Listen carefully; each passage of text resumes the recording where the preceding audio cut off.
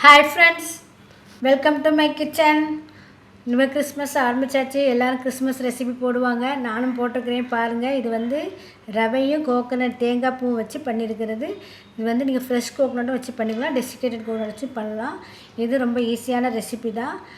Try பண்ணி பாருங்கள். ரொம்ப டேஸ்ட்டாக இருக்கும், நல்லா சாஃப்டாக இருக்கும். ஃபஸ்ட் டைம் இந்த வீடியோ பாருங்கள், லைக் பண்ணுங்கள், ஷேர் பண்ணுங்கள், கமெண்ட்ஸ் கொடுங்க. வீடியோ பிடிச்சினா சப்ஸ்கிரைப் பண்ணுங்கள், பக்கத்தில் இருக்க பெல் பட்டனை கிளிக் பண்ணுங்கள். இங்கே பாருங்கள் எப்படி இருக்குது பாருங்கள். தேங்காய் பூ அவ்வளோ டேஸ்ட்டாக இருக்குது பாருங்கள். இதுக்கு வந்து 1 கப் பால் எடுத்துக்கோங்க. இந்த பால் கூடவே வந்து ஒரு 2 டேபிள் ஸ்பூன் அளவுக்கு பட்டர் போட்டு கொஞ்சம் மீடியம் ஹீட் வர்ற வரைக்கும் வச்சுட்டு ஆஃப் பண்ணி விட்டுருங்க ஸ்டவ்வை.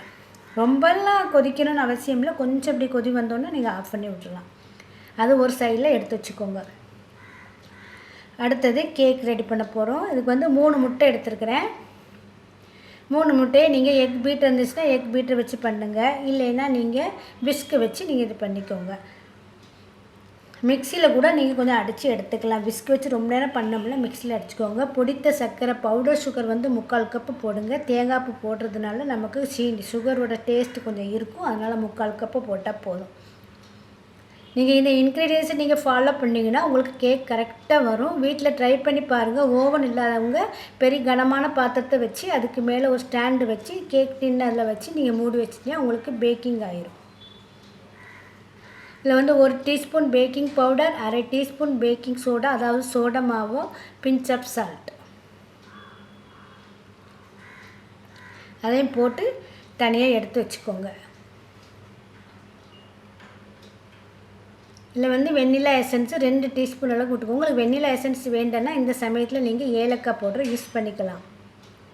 இப்போ நம்ம சூடு பண்ணி வச்சுருக்கிற பாலையும் நீங்கள் இதில் ஊற்றி நல்லா மிக்ஸ் பண்ணிக்கோங்க. எண்ணெய் 3/4 கப் அளவுக்கு எண்ணெய் விட்டுக்கோங்க. 1/2 கப் அளவுக்கு எண்ணெய் விடுங்க. நம்ம ஏற்கனவே 2 டேபிள் ஸ்பூன் அளவுக்கு பட்டர் போட்டுக்கிறோம். அது உங்களுக்கு 1/4 கப்பு உங்களுக்கு மெஷர்மெண்ட் கரெக்டாக இருக்கும். 3/4 கப்பு எண்ணெய் விடுவோம். நம்ம 1/2 கப்பு வந்து எண்ணெயும் 1/4 கப்பு வந்து பட்டரும் விட்டுருக்கோம். இப்போ இன்னொரு பாத்திரம் பெரிய பாத்திரமாக எடுத்துக்கோங்க. அதில் 1/4 கப் அளவுக்கு ரவை எடுத்துக்கோங்க. ரவையை வறுக்கணும்லாம் ஒன்றும் அவசியம் கிடையாது. பொடித்த ரவையாக இருந்தால் நல்லாயிருக்கும், இல்லைன்னா மிக்சியில் ஒரு சுற்றி எடுத்துக்கோங்க. அது கூடவே நம்ம மிக்ஸ் பண்ணி வச்சுக்கிற எக் பேட்டரை வந்து அதில் மிக்ஸ் பண்ணுங்கள். திருப்பி நீங்கள் பீட்டர் வச்சு மிக்ஸ் பண்ணாலும் சரி, நீங்கள் கை வச்சு பண்ணாலும் சரி, எல்லாம் ஒன்று போல் தான் இருக்கும். அதுக்கப்புறம் நமக்கு பீட்டர் ஜாஸ்தி தேவைப்படாது. இது கூடவே இது வந்து ஒரு 1 மணி நேரத்துக்கு நல்லா ஊற வச்சுருங்க. அப்புறம் நம்ம வந்து டூட்டி ஃப்ரூட்டி எடுத்துக்கிறோம். டூட்டி ஃப்ரூட்டியை வந்து கொஞ்சோண்டு 1 டீஸ்பூன் அளவுக்கு மைதா மாவு போட்டு அதையும் நல்லா தனியாக மிக்ஸ் பண்ணி தனியாக எடுத்துக்கணும். மைதா மாவு போட்டு ஏன் போடுறோம்னா அது அதாவது அந்த கேக்குக்குள்ளே வந்து நல்லா மிக்சிங் ஆயிரும். இப்போ 1 மணி நேரம் கழித்து பாருங்கள், நல்லா மிக்ஸ் ஆகிருக்கு பாருங்கள். நல்லா மிக்ஸ் ஆகி இப்போ வந்து டெசிகேட்டட் கோகோனட் 1 கப். உங்களுக்கு டெசிகேட்டட் கோகோனட் இல்லைன்னா ஃப்ரெஷ் கோகோனட்டை வந்து கடாயில் வந்து கொஞ்சம் நல்ல லேசாக கலர் மாறாமல் வறுத்து எடுத்துக்கோங்க.